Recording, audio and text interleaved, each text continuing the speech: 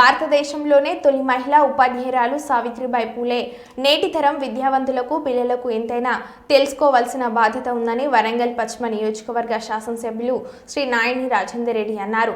శుక్రవారం రోజున కాకతీయ విశ్వవిద్యాలయ ఆవరణలోని ఎస్డిఎల్సిలో శ్రీమతి సావిత్రిబాయి పూలే 194వ జయంతిని పురస్కరించుకుని వారి విగ్రహానికి పూలమాలలు వేసి ఘనంగా నివాళులను అర్పించడం జరిగింది. అంతులేని వివక్షలను ఎదుర్కొంటూ ఆడపిల్లల చదువుల కోసం పోరాడిన మహానుభావురాలు సావిత్రిబాయి పూలే అని అన్నారు. తెలంగాణ రాష్ట్ర ప్రజాప్రభుత్వం సావిత్రిబాయి పూలే జయంతిని మహిళా ఉపాధ్యాయ దినోత్సవంగా అధికారికంగా ప్రకటించడం చాలా సంతోషకరమైన పరిణామం అని అన్నారు.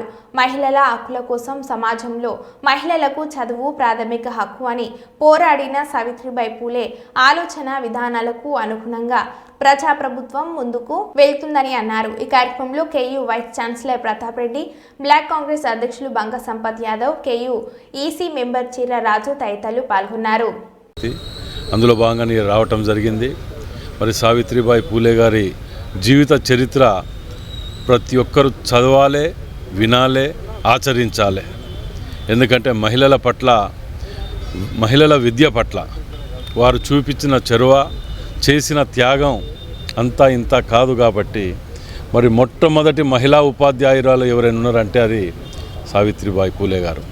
కాబట్టి వారిని సంఘ బహిష్కరణ చేసి ఊర్లలోకి రానివ్వకుండా పెండ నీళ్ళతోటి కొట్టిన సందర్భాలు ఉన్నా కానీ ఎక్కడ కూడా వెనుకడుగు వేయకుండా వారు ఏదైతే ఆశయాన్ని పెంచుకున్నారో ఆ ఆశయాన్ని ముందుకు తీసుకువెళ్ళే టాంక కడ వరకు కూడా నిద్రపోకుండా చేసిన గొప్ప వ్యక్తి.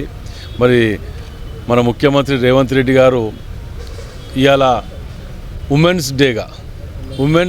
టీచర్స్ డేగా ప్రకటించటం నిజంగా కూడా రేవంత్ రెడ్డి గారిని మరోసారి అభినందించక తప్పదు మనం. ఎందుకంటే వారు తీసుకునే ప్రతి నిర్ణయం వెనుక చాలా ఉద్దేశాలు ఉంటాయి.